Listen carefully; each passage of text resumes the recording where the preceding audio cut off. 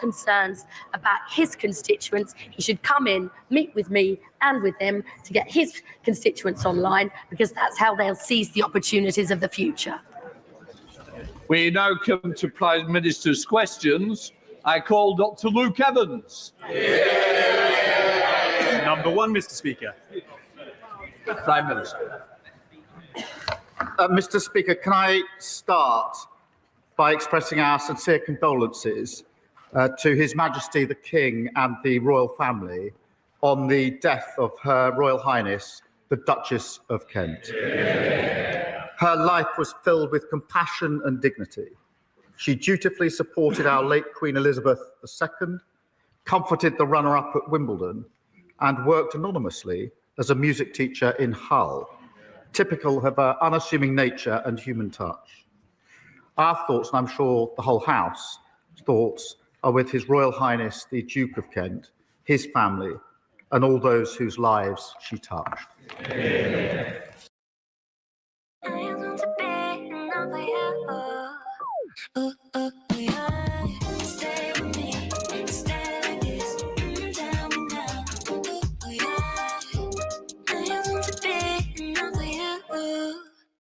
Short on funds while investing? Not anymore. With MTF feature on Kotak Neo, you can invest smartly even when your budget feels tight. Get up to 4 times buying power on over 1,000.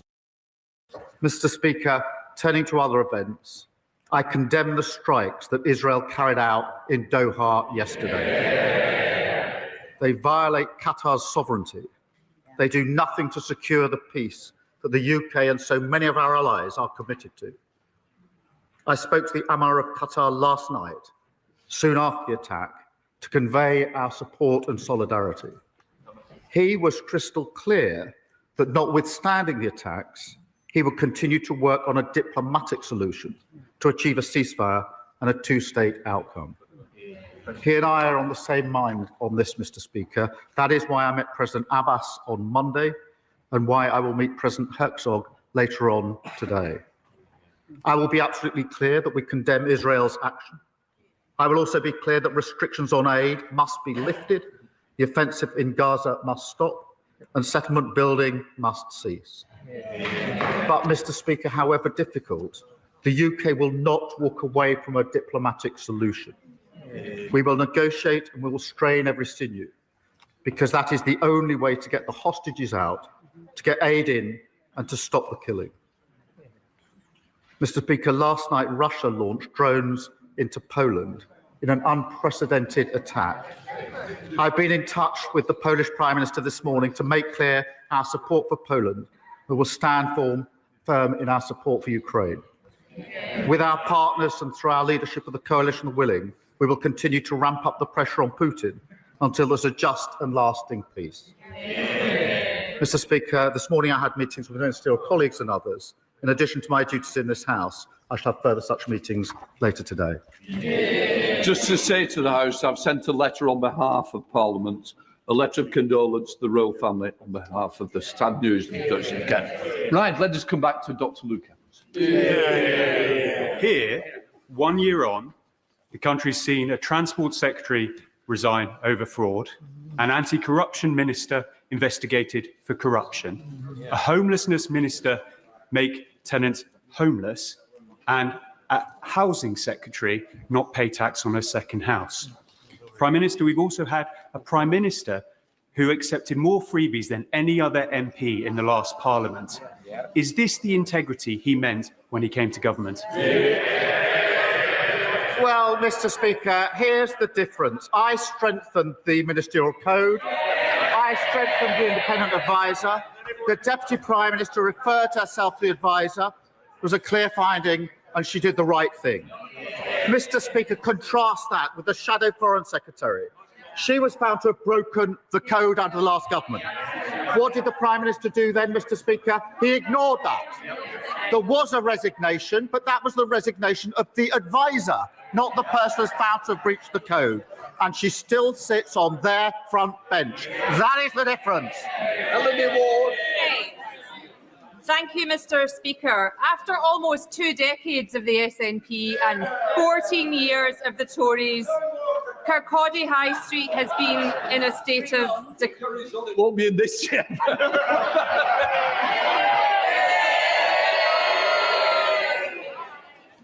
Thank you, Mr. Speaker. After almost 2 decades of the SNP and 14 years of the Tories, Kirkcaldy High Street has been in a state of decline. That's why the Chancellor was right to prioritise Kirkcaldy for multi-million-pound regeneration funding from the new Growth Mission Fund to build on the enormous potential of our town and beautiful seafront. Does the Prime Minister agree that investment over decline is key to this Labour government, and will he ask the new Business Secretary to meet with me to discuss this funding? Well, I thank her for her question. She's been a tireless campaigner for investment into High Street. Mr. Speaker, I can give her good news because thanks to funding committed by the Chancellor and this Labour government, I can confirm today that, subject to business case approval, we will approve millions to transform Kirkcaldy's High Street and seafront. And I will, of course, make sure she gets the meeting she wants with the Business Secretary. The SNP have squandered the potential of these high streets for 2 decades. Next year, people can vote for positive change with a Scottish Labour government. We come to the Leader of the Opposition, Kevin Bernard. Mr. Speaker, can I associate myself with the comments the Prime Minister made about the Duchess of Kent? She lived an exemplary life of public service and she will be very much missed. And I also agree with the Prime Minister, as should all of us in this House. We stand shoulder to shoulder with Poland and all our NATO allies against Putin's aggression. A NATO country has just had to defend itself against Russian drones. Now, more than ever, we need our ambassador to Washington fully focused on this issue and liaising closely with America. Does the Prime Minister have full confidence in Peter Mandelson?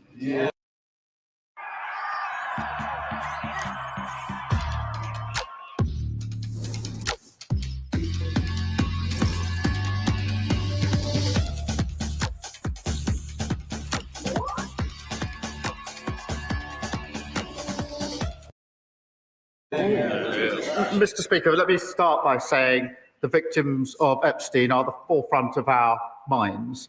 He was a despicable criminal who committed the most heinous crimes and destroyed the lives of so many women and girls. The ambassador has repeatedly expressed his deep regret for his association with him. He's right to do so. I have confidence in him, and he's playing an important role in the UK-US relationship. Kevin Bernard. This is interesting, Mr. Speaker. He says the ambassador has expressed full regret, but the victims of the paedophile Jeffrey Epstein have called for Lord Mandelson to be sacked. And just so the House is aware, in 2019, Jeffrey Epstein was convicted of child prostitution and sex trafficking that took place between 2002 and 2005. That is the precise period which Lord Mandelson called Jeffrey Epstein his best pal. Absolutely. Was the Prime Minister aware of this intimate relationship when he appointed Lord Mandelson to be our ambassador in Washington? Mr. Speaker, as she and the House would expect, full due process was followed during this appointment, as it is with all ambassadors. The ambassador has repeatedly expressed his deep regret. He is right to do so. He's now playing an important part in the US-UK relationship. Kevin Bernard. Mr. Speaker, I asked the Prime Minister if he knew. The fact that he didn't answer indicates that he probably did know. I wasn't asking a question about process. I was asking a question about his judgment. The Daily Telegraph reports today that while Lord Mandelson was Business Secretary, he brokered a deal with Jeffrey Epstein while he was Business Secretary, and that this occurred after Epstein had been convicted of child sex offences. Given this new information, does the Prime Minister really think it is tenable for our ambassador to remain in post? Mr. Speaker, the relationship between the US and the UK is one of our foremost relationships, and I have confidence in the ambassador in the role that he is doing. Kevin Bernard. Mr. Speaker, I think it is embarrassing that the Prime Minister is still saying that he has confidence in a man who was brokering deals with convicted child sex offenders while sitting in government. That is a disgrace. This government has repeatedly refused to declare Lord Mandelson's full interests. And as part of the appointment, there will have been extensive government vetting, including details and timings of Peter Mandelson's dealings with Jeffrey Epstein. So will the Prime Minister publish all these documents, including those about his interests? Well, Mr. Speaker, as I say, full due process was gone through in relation to this appointment, as would be expected. As for the publication of documents, as she well knows, that's subject to a procedure which includes an independent element, be subject to the usual procedure. The Prime Minister cannot answer any questions. That is not the behaviour of someone who has full confidence. The ambassador should be in the White House talking about how we respond to an incursion into NATO airspace. Instead, he is giving interviews about himself to The Sun. This is a man who already had to be removed from cabinet twice, and now we learned that he was brokering billion-pound deals with Jeffrey Epstein while business secretary. I didn't get a proper answer. He's talking about process. This is not about process. This is about judgment. Just last week, I told him that he should sack his deputy prime minister. They all cheered and congratulated themselves. She was gone 2 days later. His face too is broken, and he's got a totally new front bench. So I will ask him again, will he make sure that these documents are published, and will he actually instruct Peter Mandelson to publish all his correspondence with Jeffrey Epstein? Well, she says the ambassador should be in the White House discussing NATO. He is, as we all are, with a number of international calls this morning and on Ukraine, as well as the attack in Doha yesterday. Mr. Speaker, I see she's finally catching up with the questions that she should have asked last week about the Deputy Prime Minister. In the meantime, Mr. Speaker, we have opened up a new schools-based nursery. On Monday, we had the Defence Industrial Strategy. On Tuesday, we published NHS league tables to push up standards. We reopened Doncaster and Sheffield Airport yesterday. And today, we've set out how we're repairing the concrete in our hospitals. A load of waffle and whataboutery. All they are interested right now is their pointless deputy leadership election while the country is out there suffering from an economic crisis. The Prime Minister has an ambassador mired in scandal, not focusing on NATO. He lost his deputy Prime Minister just last week for evading taxes. He's got a new Home Secretary, a new Foreign Secretary, just learning the ropes, not able to help with this issue. We have strikes crippling our capital city and damaging our economy. He could use minimum service legislation, which we introduced to make the lives of the people out there better, but he won't because he does not have the backbone to face down the unions. The unions are running this government. All the deputy leadership candidates are chasing after them. And while with this government, it is more strikes, more scandal, more chaos. And the link, Mr. Speaker, isn't the link between all of this, his bad decisions, his bad judgment, and his total weakness.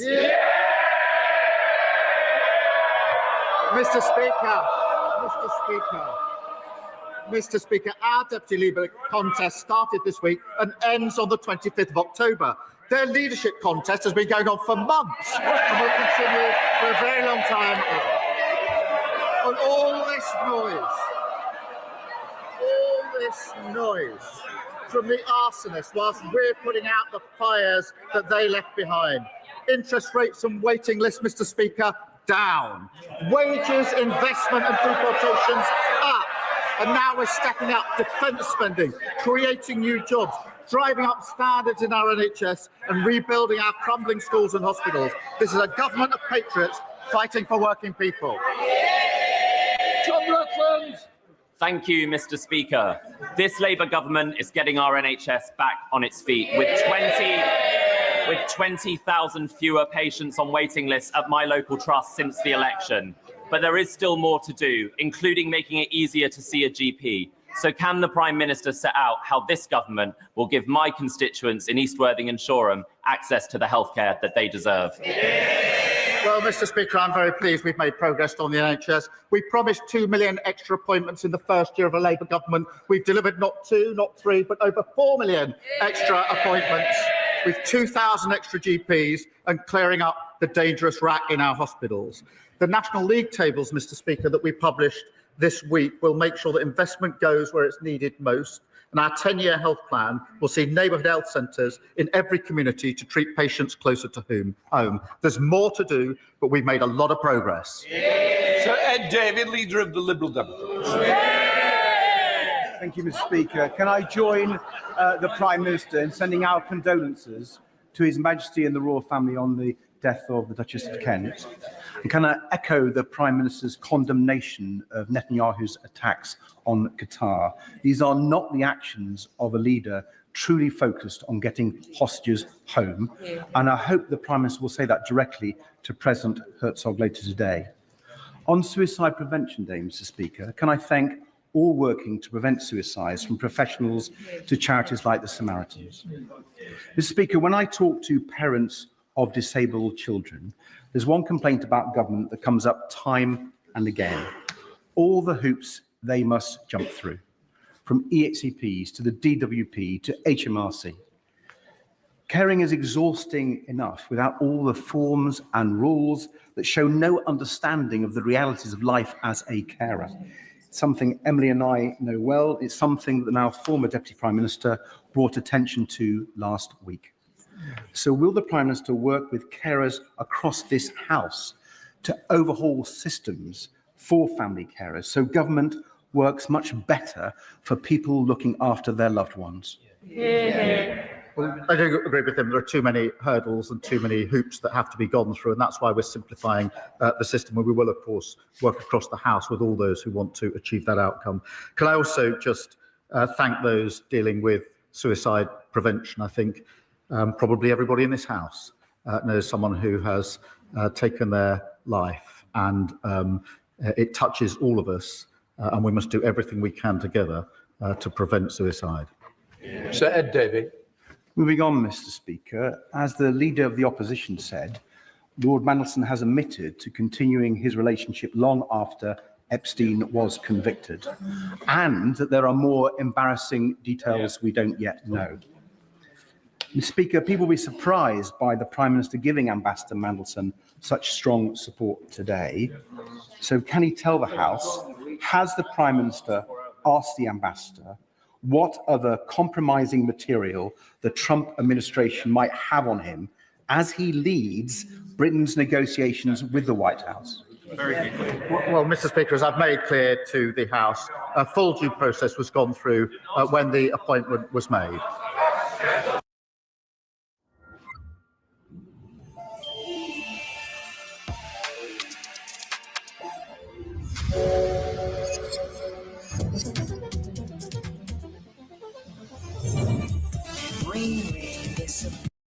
On the line, turn my flash up high when I need that extra light, bling bling, hey.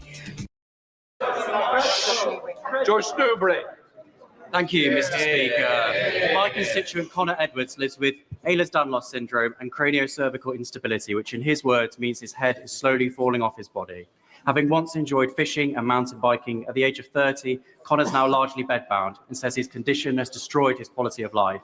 He's also having to crowdfund for treatment in Spain because the NHS can't give him the help he needs. Could the Prime Minister ensure that myself, Connor and EDS charities get a meeting with the Minister to discuss what more we can do to give thousands of people like Connor their freedom back? Yeah. Mr. Speaker, I've read through the details of Connor's case that's just been summarised. It is heartbreaking. I do thank my honourable friend for consistently campaigning and championing all of those that are affected. I will make sure that he gets the meetings that he needs so we can hear from Connor and others and learn from their experience. Stephen Flynn. Mr. Speaker, Gaza is a graveyard, but rather than end arms sales, extend sanctions and stand by international law, the Prime Minister will today welcome into his home, a home entrusted to him by the people of these Isles, the man who called for the collective punishment of the Palestinian people and who signed the artillery shells that destroyed their homes, their families, and their friends. A man who will ignore every word the Prime Minister says. Would he invite Vladimir Putin into number 10? Would he invite Benjamin Netanyahu into number 10? What does it say of this Prime Minister that he will harbour this man whilst children starve? Mr. Speaker, for the record, we have suspended arms that could be used in Gaza. We have sanctioned extremists. We suspended trade talks. But the point he raised is a very serious one. We all want an outcome that ensures peace, that the hostages get out, that aid gets in, and there's a two-state outcome. It is the only way we will get peace in a region that has suffered conflict for a very, very long time. I will not give up on diplomacy. That is the politics of students. Bill Esterson. Thank you, Mr. Speaker.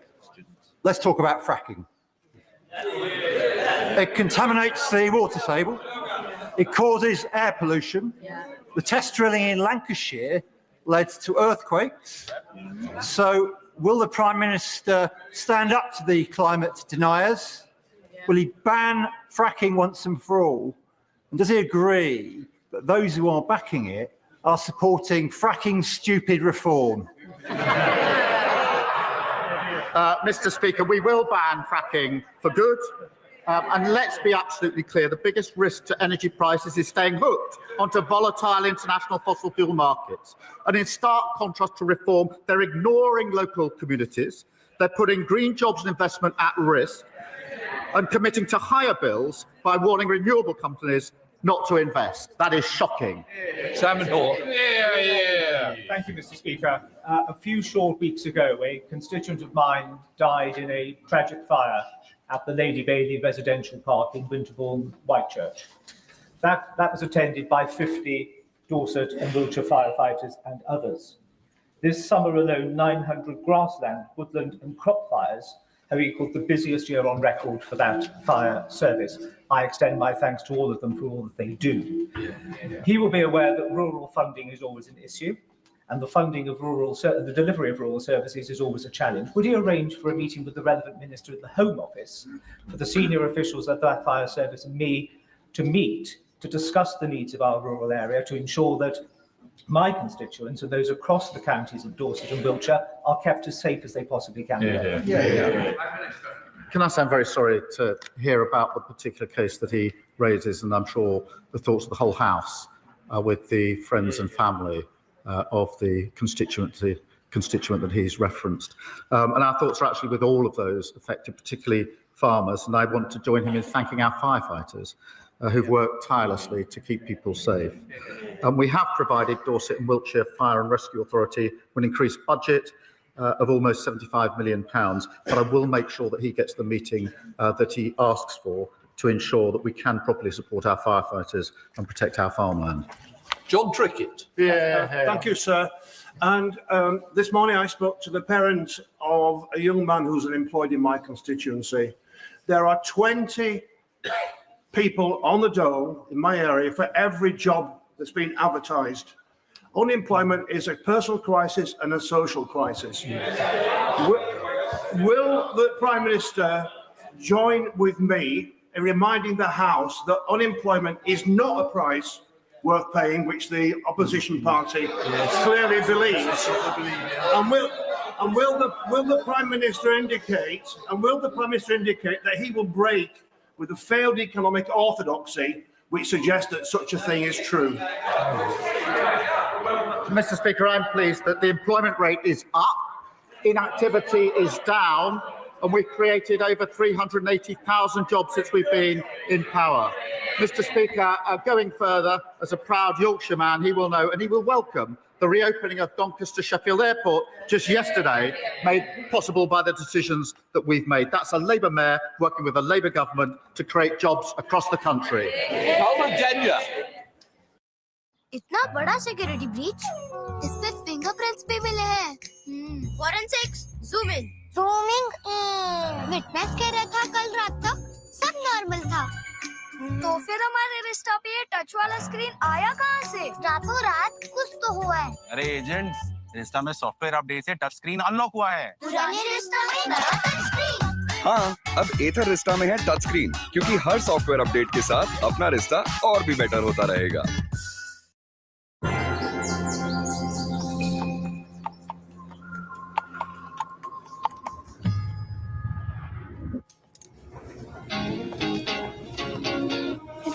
me pretty little things, and I love to turn them on. Boy, I let you be my Levi jeans. When it's popping out your phone, girl, you're down to the bone. Baby, you play too much. Telling me super shot. I'm looking super hot. I got the perfect pose. Baby, I'm an animal. Baby, I'm a centerfold. Settle up, I love to go.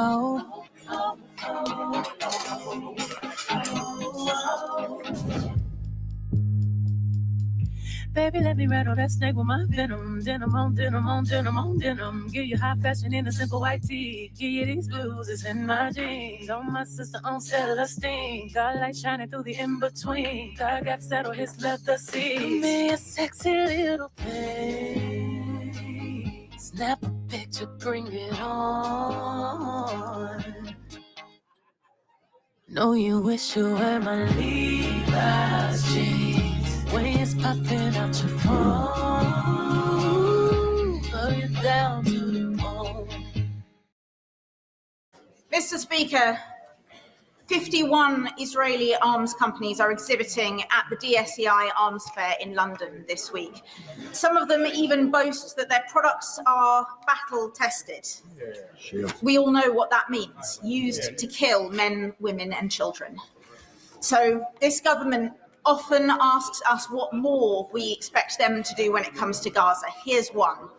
Will the Prime Minister stop Israeli arms dealers from parading their Gaza-tested weapons on UK soil?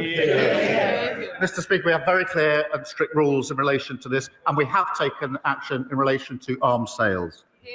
Ruth Jones. Thank you, Mr. Speaker. And can I thank the Prime Minister for his sympathy and words of condolence regarding the sudden and untimely death of Hebyn David, our Welsh member of the Senedd for Caerphilly. His contributions over the last 18 years as a councillor and a member of the Senedd since 2016 were always relevant, witty and incisive. And our thoughts are with his partner and his family. Now, Drone Evolution is a manufacturer based in Caerphilly, and Airbus and Newport West are just two of the companies that will benefit from Labour's investment in defence. So can I welcome this new defence industrial strategy and ask the Prime Minister to update the House on how the new defence growth zones will create more jobs across Wales and beyond? Well, Mr. Speaker, Hebyn was a proud Welshman and champion for Caerphilly, and we send our love and support to his partner Vicky, his daughters, to his family and his friends. Wales does have a thriving defence sector, and I'm delighted it will host one of our new defence growth zones. That's investing £250 million to make defence an engine for jobs and growth across the United Kingdom. That's what you get, Mr. Speaker, when you have a Labour government in both Cardiff and Westminster working together to deliver for Wales. Andrew Rossendale. Mr. Speaker, sir, my local borough commander in Romford tells me how much valuable police time is being wasted investigating trivial social media posts and non-crime hate incidents. Shouldn't the police be patrolling our streets rather than moderating the internet, Mr. Speaker? So, will the Prime Minister commit to urgently updating the Public Order Act to reflect the realities of the digital age so that our police are focused on tackling real crime and upholding freedom of speech rather than suppressing it?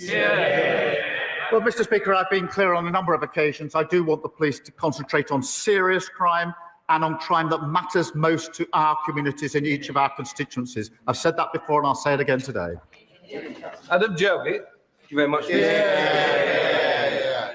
People in Crackley and Bradwell and right across Newcastle under Lyme are sick and tired of antisocial behaviour going untackled. I welcome the government's commitment to taking back our streets, but we need action. So will he join me in urging the Conservative Police Commissioner in Staffordshire to use the resources that he's been given to support our local police and to finally get a grip so my constituents can live their lives free of hassle and, most importantly, safely? Well, Mr. Speaker, the party opposite decimated neighbourhood policing.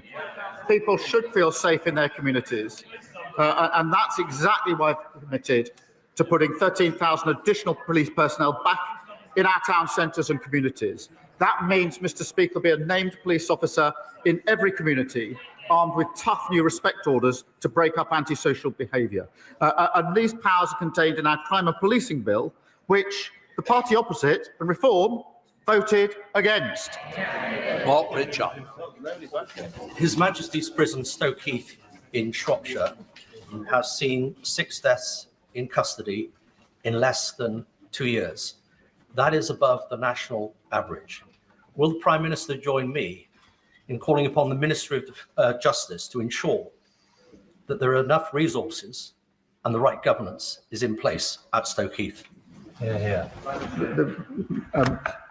Secretary of State for Justice will look into this and take up the suggestion, and I'll arrange for a meeting as soon as possible. Simon Offer. Thank you, Mr. Speaker. Vaccinations were invented in Berkeley, in my constituency, 230 years ago. And as a GP, I have jabbed literally thousands of children and adults. Would the Prime Minister update the House about our new rollout of chickenpox vaccinations, which will further protect our children? And would he also agree with me to condemn other political parties that give platforms for people who spread false rumours about vaccination? Well, my honourable friend speaks with great authority, and I'm proud that Labour are protecting 500,000 children by rolling out the chickenpox vaccines. In stark contrast, the man who wrote Reform's health policy has made shocking and baseless claims that vaccines are linked to cancer. And that's been endorsed by Reform leader. They laugh at it. These dangerous conspiracies cost lives, and it shows that Reform can't be trusted with our NHS. Charlotte Key. Mr. Speaker, Seneca Solar Farm, which runs through my constituency, was given permission by this government, and there are more solar farm applications in the pipeline. My constituents are concerned that these are being made without a land use framework, which would have provided reassurances that the competing demands for land are balanced effectively. Will the Prime Minister make a commitment to give the land use framework statutory weight to ensure that land is used strategically to get the best for new, clean, renewable energy, which genuinely benefits communities, and for farmers, nature, water and housing? Mr. Speaker, it is important that we move to renewables in order to have energy independence and to keep our bills down, and this will benefit lots of communities, including her own. I do want to reassure her constituents that we will, of course, follow process and that they will always have a say in any decisions that we make. David Pinto-Tyczynski. Thank you, Mr. Speaker. The leasehold system is fundamentally broken. Thousands of leaseholders in Hendon are getting a raw deal, paying ever-rising service charges for ever poorer service. It's why I welcome the government's commitment to end the feudal system of leasehold once and for all. Will the Prime Minister share with the House what action this government is taking to help leaseholders and bring in a system of common hold? Well, Mr. Speaker, the last government shattered the dream of home ownership. We are reforming the outdated system so leaseholders receive stronger rights, powers and protections. We will bring to the end the feudal leasehold system, reinvigorate common hold and deliver the biggest boost to social and affordable housing in a generation. Dr. Al Pinkerton. Oh, thank you, Mr. Speaker. Since May, my Surrey Heath constituent, Sue, has received thousands of pounds worth of fines after a criminal gang in London cloned her number plate and went on a rampage through the capital. In an age of increasingly sophisticated digital security, the number registration system seems like a remarkably analog anachronism, is ripe for abuse and is failing drivers. Will the Prime Minister look at my presentation bill laid last week, pick it up, and strengthen legislation, ensure police services have the tools they require to tackle this growing crime and to protect law-abiding motorists? Well, can I say I'm sorry to hear about his constituent? That's an awful situation for anyone to find themselves in. I'll, of course, look at his bill. Dr. Rupert. Thank you, Mr. Speaker. I'm sure the Prime Minister recalls visiting the Ukrainian community of Acton with me soon after Putin's illegal invasion. They still fondly do, and they wanted me to ask him next week at Trump's state visit, can he harness his unique role with US influence and the coalition of the willing in Europe to the max and redouble all efforts to find a just peace with security guarantees for them and war crimes punished, so that we can end this war that's gone on far too long? I do recall the visit. It was extremely good and very welcoming. And our support for Ukraine, Mr. Speaker, remains unwavering. And the attack last night in Poland shows that Putin's belief that he can somehow act with impunity. And that's why we're working so hard with the coalition of the willing to ensure that there are security guarantees as we go forward, made real progress in recent weeks. We must continue to ramp up the pressure on Putin. Terrible. Mr. Speaker. Today is the 10th annual Back British Farming Day. And given the Prime Minister is so keen on resets in recent weeks, will he reset his relationship with our farmers and reverse the family farm tax? Well, Mr. Speaker, let me tell you what we're doing. We're working with the former president of the National Farmers Union, Baroness Minette Batters, to review farm profitability. Mr. Speaker, this is the key issue. We are delivering the 25-year farming roadmap. And of course, we've struck a deal with the EU, which is of great benefit to farmers, which of course they all say they will reverse. Mr. Speaker, that's on top of the £5 billion that we put into farming in our last budget. Final question, Liz Twist.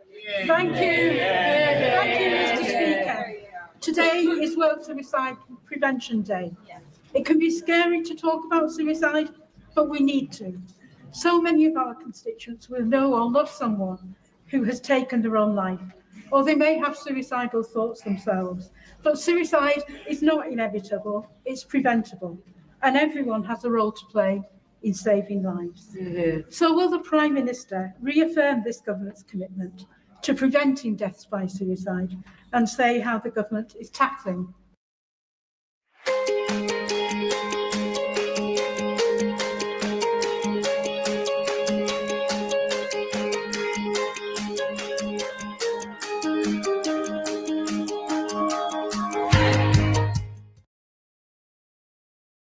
This vital issue.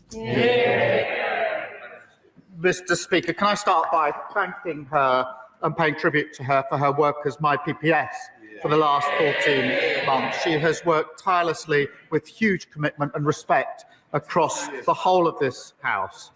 In relation to suicide prevention, I think this is something that matters to everybody in this House. I will reaffirm our commitment, and I'll work across the House with all members to deal with suicide prevention. We'll let the front benches change over.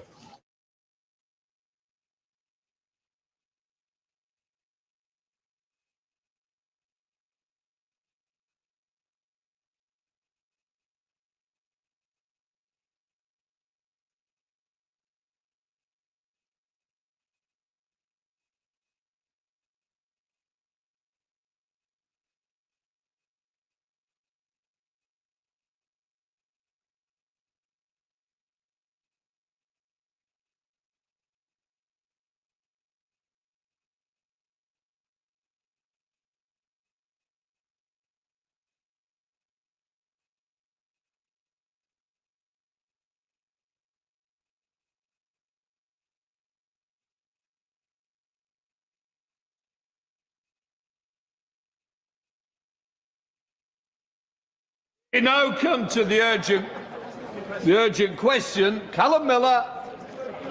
Speaker, to ask the Secretary of State for Foreign, Commonwealth and Development Affairs to make a statement on the implications of Israel's strike in Gaza for peace and stability in the Middle East and on UK foreign policy. Minister. Mr. Speaker, the UK government is deeply concerned by Israel's strike in Doha yesterday. As the House heard a few minutes ago from the Prime Minister, he and the Foreign Secretary have condemned these flagrant violations of Qatar's sovereignty, which will set back the cause for peace and risk further escalation in the region. The Prime Minister spoke to the Emir of Qatar to express the UK's solidarity and support and to reaffirm our shared commitment to regional stability.